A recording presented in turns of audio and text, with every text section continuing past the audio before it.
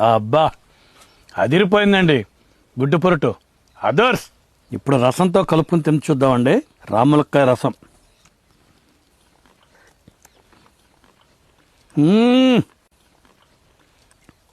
కమ్మగా ఉందండి. ఇప్పుడో చిన్నప్పుడు తిన్నానండి. మళ్ళీ ఇప్పుడు కావాలని విత్తనాలు వేసుకుని చెట్టు పెంచుకొని ఆ కాయలే కోసి ఈరోజు రాములక్కాయ రసం పెట్టుకున్నాం.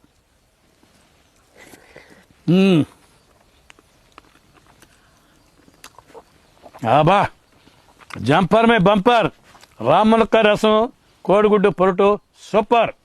ఎప్పుడు ఈ రాములక్కాయలు పండుతాయా చారు చేసుకుని ఈ కోడిగుడ్డు పొరటు ఇలా చేసుకొని కలుపుకొని తిన్నామని ఎప్పటి నుంచో ఎదురు చూస్తానండి. అది ఈరోజు కుదిరిందండి.